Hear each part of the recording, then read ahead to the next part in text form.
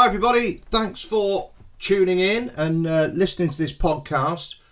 I think that what we're all probably very interested in is the memories of the few. And when I was very young, it fascinated me, the prospect of being able to go out and talk to Battle of Britain aircrew and ground crew and people who lived through that time, that tumultuous, unprecedented aerial conflict of the summer and autumn of 1940. And it was an extraordinary thing to be able to do that. Of course, we've only got one known member of the few with us now, Group Captain Paddy Hemingway, DFC, who's 104, I think now, living in Ireland.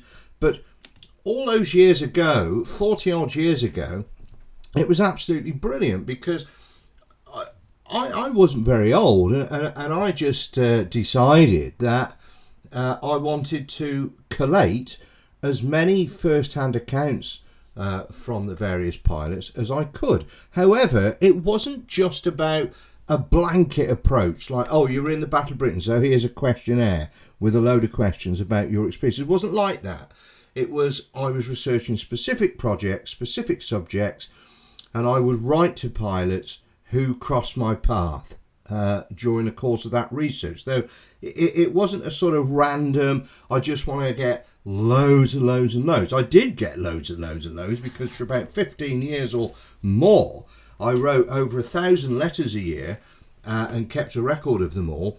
And my archive now comprises their replies, which were, and it was so exciting. You never knew what incredible treasure the postman was going to bring on a daily basis. And this went on for years and years. Now, I want to talk today about Reg Nutter, who I found in Canada. And Reg had flown with 257 Squadron at North Wheel during the Battle of Britain. And he crossed my path because I was researching the short life of the Polish ace, Flying Officer Franek Surma, who there's a video about on this channel. It was really the Surma story and that of Squadron Leader Brian Lane that really sort of set me off on the path to being a historian and going down this road. And I think it's worth mentioning as well that at that time, 40 years ago, there was little interest in universities and in academia about recording memories, and there was always a big debate about the accuracy of memory and popular memory and how it fades. It's still a big debate in academia, and yeah, for sure, we do forget things, don't we, over time.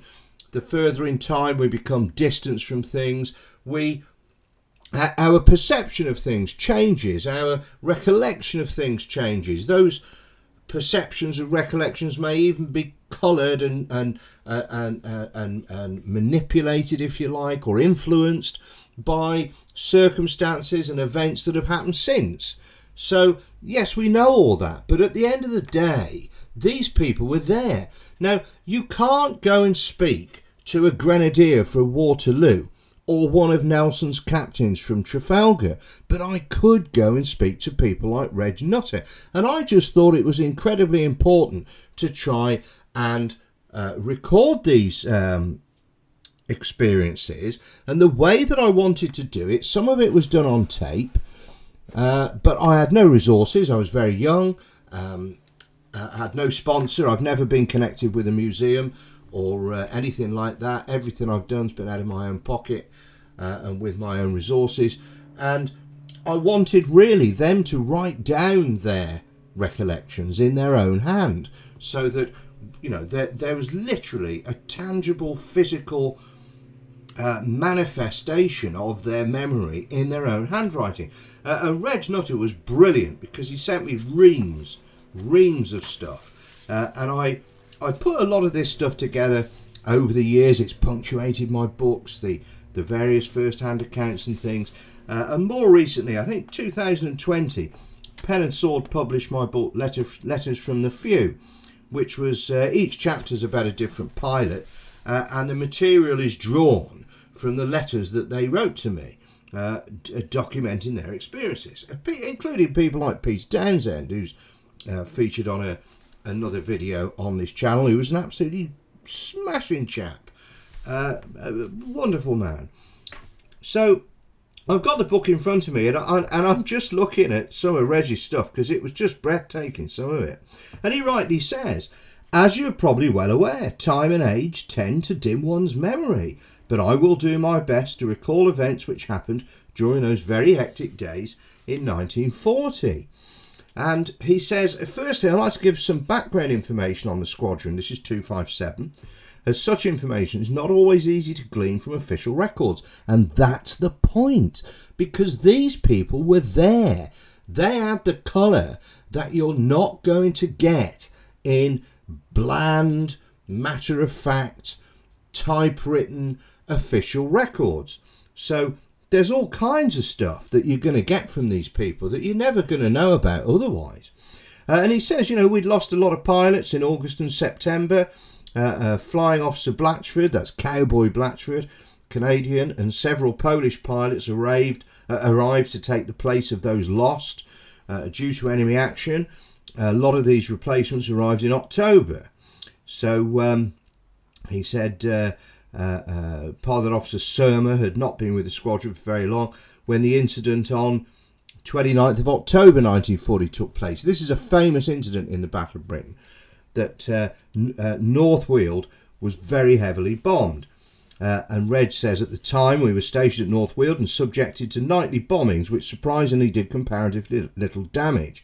During the afternoon of the 29th, a message came over the public address system to the effect that enemy aircraft were approaching from the northeast, but there was no need to take cover. Almost immediately afterwards, the tannoy again burst into life with the following: all personnel take cover. 247 and 249 squadrons scramble immediately. This latter command was most unusual, and during my whole time with 257, it was the only time that I heard a scramble ordered in this way. And that should read 257, actually, not 247. The usual procedure was to use the dispersal telephone. On hearing this command, all the fitters in charge of aircraft started engines and all pilots dashed for their planes. These are Hurricanes, of course. Before most of us had even begun to taxi out to takeoff point, the attack by Me-109s had begun. There's another video on this channel about low-level precision attacks by German fighter bombers, and this is included in that, so check it out. Then everybody started to take off in all sorts of directions in order to get off the ground as quickly as possible. I distinctly remember seeing Sergeant Girdwood crash, but then became too concerned with my own takeoff and keeping my eyes peeled for attacking 109s. Once in the air, it was a case of every man for himself, as the 109s were all around and all over us. Then all aircraft headed in the general direction that the retreating 109s had taken. It was impossible to join up any sort of formation as we were strung out over many miles of airspace. Although I may have been detailed to fly as number 2 to Pilot Officer Surma, I never did see him the whole time I was airborne, and it was not until considerably later that I learnt what happened to him. And what happened to him was he was shot down by Gerhard Schöpfel, actually, who was commander of 3 Gruppe JG-26, an absolutely ace pilot who I also knew, and Gerd used to call me from Germany every Christmas Day. Oh, hello Dilip, it is Gerd here. And I nearly used to pass out thinking, this is the man who succeeded Adolf Galland in command of 3 Gruppe JG-26 and later as Commodore of JG-26. But anyway, there we are. So, Surma was shot down, and there's an account in Larry Forrester's 1950s biography of Bob Stanford Tuck, who was the CO at the time, talking about Surma landing in a tree, in a pub, in a beer garden at a pub in Essex near Matching, and being mistaken for a German because he was wearing a German flying jacket that he'd taken off German aircrew he'd shot down in Poland, and was only rescued by the arrival of the squadron adjutant and Bob Stanford Tuck himself, who wasn't flying that day. Now, I asked Tuck about this, and I'll be honest, he was most evasive and kind of shut down. And quite honestly, I think it's well embellished. Surma did land there, and the recollections of other people is that basically everybody bought him a drink. So, and he certainly didn't shoot anything down in Poland, not so far as I'm aware. So, you know, you do have to be careful with some of this stuff when they're written, like the Paul Brickhill Bardo Reach for the Sky story, when these stories are written by journalists and not who are after a good yarn and a commercial read rather than an accurate history. So just bear that in mind. But anyway, you know, I'm looking at what Reg was saying here, and he was from Dover. Reg, some of the stuff he says I think is really, really interesting, because he did, there was something that he said to me about, yeah, he's talking about Tuck, and he said, you also asked me for my personal opinion of Tuck. I found him to be a very charismatic leader, and this, combined with his exceptional combat record, immediately gave one a good deal of confidence in him. His style of leadership contrasted greatly with that of his predecessor, Squadron Leader Harkness. Tuck would make suggestions to ground control as to how we could be better placed to make an interception, but Harkness would follow all instructions without question. There is no doubt that before the arrival of Tuck, squadron morale had sunk to a very low ebb, but under his leadership there was a great improvement. In many ways he was an individualist, but would still go out of his way to give sound advice to other pilots. You also asked for some personal recollections or anecdotes of the battle. I'm therefore enclosing an account. It's not meant to be a complete squadron history, as there are many things of which I have no record. But anyway, he goes on to say that Sergeant Don Holbert and myself were posted to 257 Squadron at Hendon from 601 Squadron at Tangmere. We arrived at Hendon about the 23rd of May 1940, just as French resistance to the Germans was beginning to collapse. 601 Squadron had spent a lot of time in France prior to our departure. So they go and report to Squadron Leader Bain, who was the CO at the time, and Reg is assigned to A Flight, commanded by Flight Lieutenant Hugh Beresford. If you look at one of the episodes of The Missing Few, Beresford is mentioned in there because he wasn't recovered. He was shot down, missing, and he's one of the missing few who was recovered in the 1970s, 1979 I think it was. Andy Saunders and friends for a documentary called Missing No Known Grave. Anyway, that's by the by. But yeah, so he has a quick checkout with Beresford, and then he's authorised a check flight, and then he's authorised to make his first flight solo in a Spitfire, which 257 were flying at the time. So, you know, he says the weather was very warm, and I was warned by the ground crew not to spend too long taxiing around or the aircraft would overheat. On takeoff, I was very impressed by the power of the Merlin engine and the Spitfire's rapid climb. In the air, I found it a beautiful aircraft to handle because it was so light on the controls. I was somewhat disconcerted when it became time to land, as Hendon looked like a small green postage stamp completely surrounded by houses. However, I managed to make a very credible landing, and feeling quite proud of myself, took off and made another one. So, you know, he's saying that most of the pilots joining 257 at the squadron at the time, they'd never been on fighters before, but then the squadron in June re-equipped with Hawker Hurricanes. He says, I made my first trip in a Hurricane on the 14th of June, and I found it much heavier at the controls and far less responsive and somewhat slower than the Spitfire. But this has always amused me. He says, during the working up period, Don Holbert and myself were sent to RAF Uxbridge for a course on radio procedures. This proved to be quite interesting, as it had a twofold purpose: to train pilots in RT procedures and to train the controllers who would later control us from operations rooms. Marked out on the playing fields was a large map of the British Isles and part of Western Europe. We pilots were given tricycles, which had formerly been used to sell ice cream. In the box at the front was a TR9 radio, which at the time was standard aircraft equipment. We wore headphones and were surrounded by a set of blinker-like boards which restricted our vision. The driving chain and sprockets were arranged in such a way that when we pedalled 25 times, the wheel moved round just once.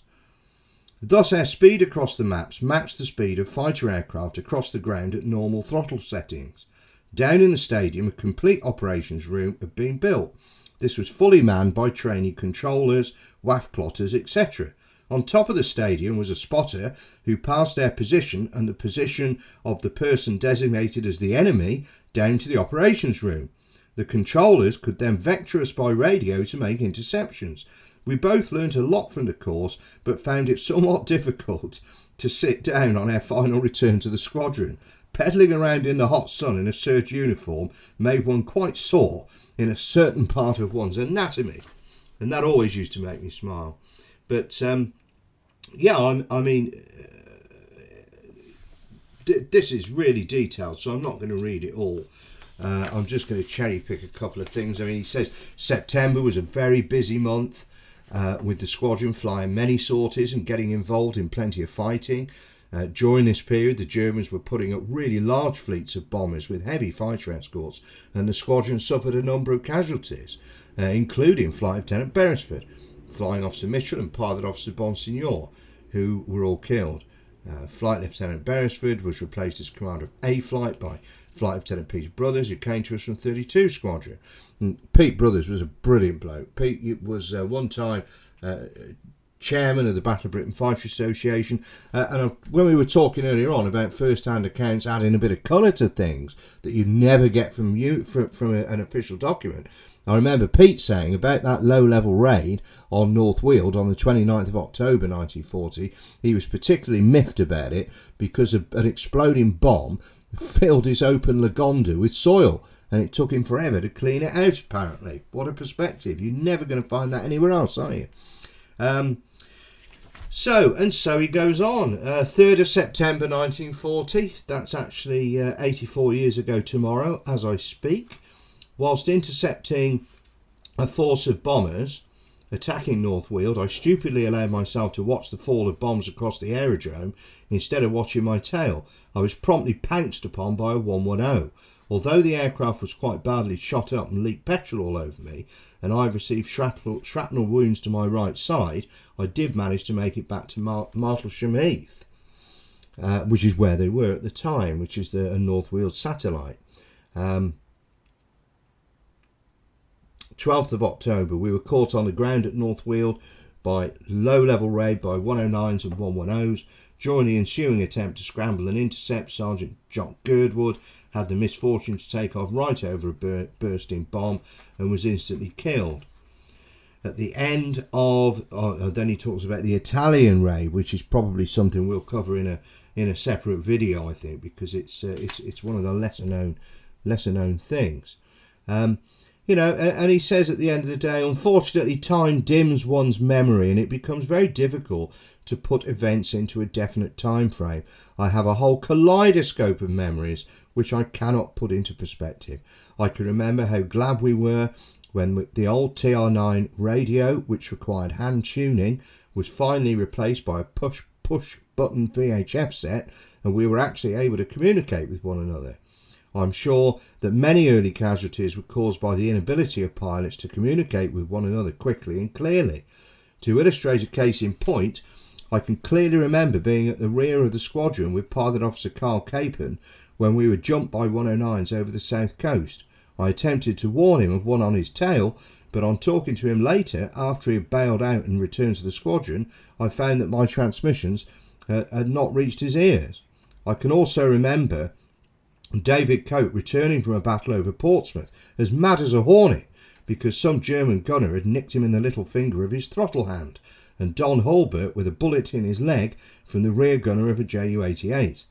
I can remember chasing a lone Dornier 17 reconnaissance aircraft in and out of clouds while listening to American jazz music which was coming over the squadron frequency and rendering all other communications impossible.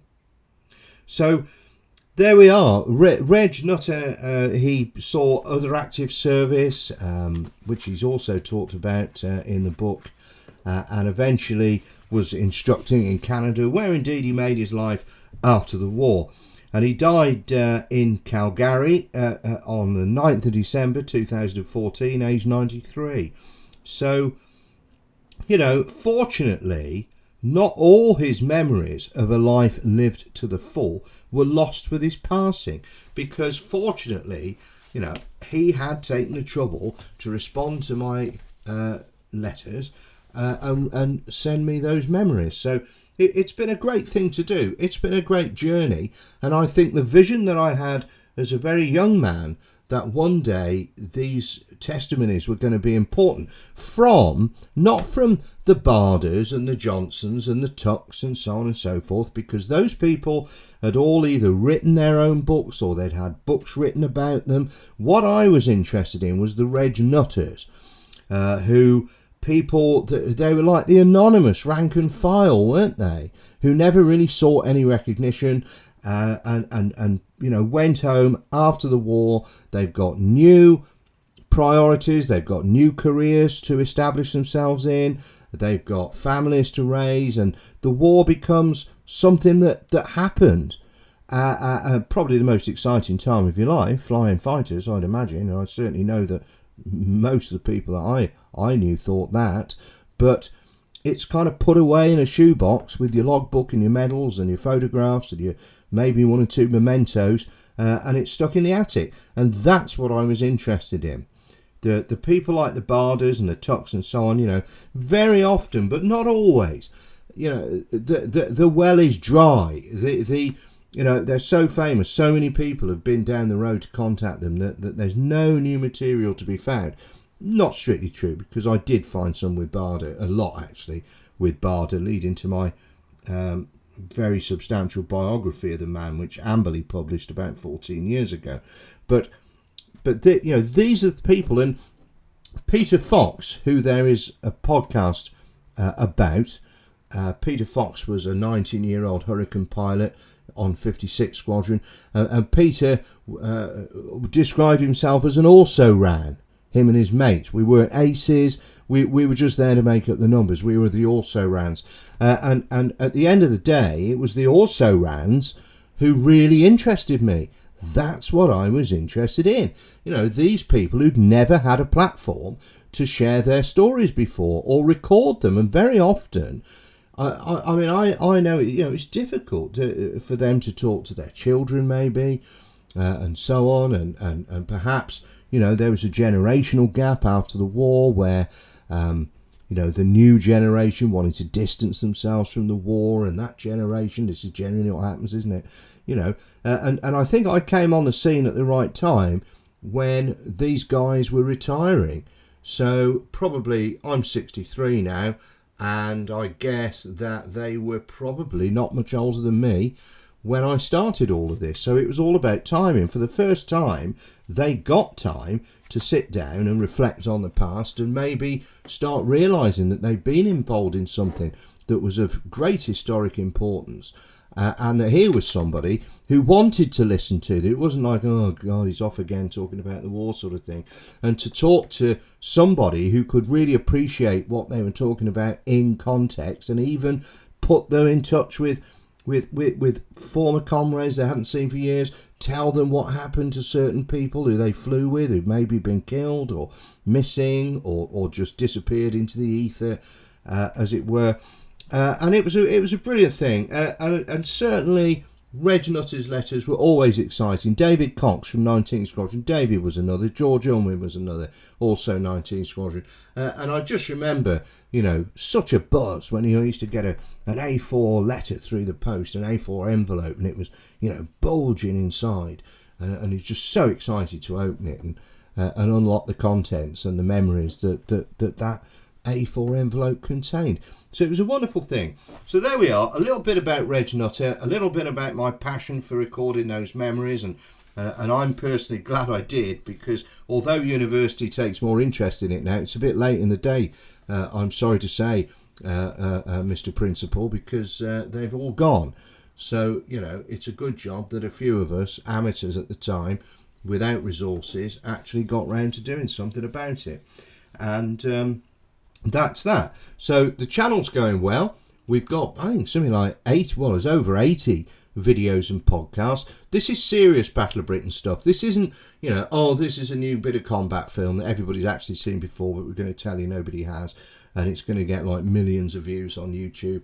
It's not like that. This is for the connoisseur. This is what we're talking about, serious stuff. Some of the subjects that are under discussion, Hitler's strategy against Britain, a lot of that's misunderstood, combat overclaiming, that kind of thing, So I hope you enjoy it, and we seem to be generating a loyal following, people who are actually listening all the way through to our podcasts and videos, and I think YouTube is a great medium for sharing this passion and sharing these stories. So thank you for listening. Thank you for watching my videos.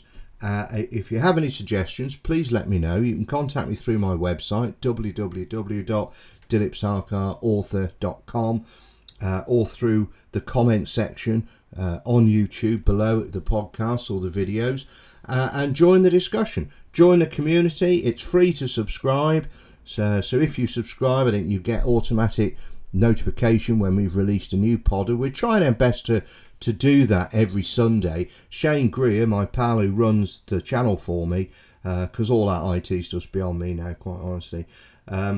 Shane, we're stockpiling the material, so Shane always has something to put out, usually about 11 o'clock on a Sunday morning. So that's what we're doing. So thanks for your support. Thanks for listening. I think it's absolutely great that people tune in and actually join the party, and I will very much look forward to finding another Battle of Britain pilot or ground cruise experiences to share with you. And that's another point, it wasn't just pilots. I've got some great stuff from ground crews, and maybe we'll talk about that next time. So thanks again, and I'll speak to you soon.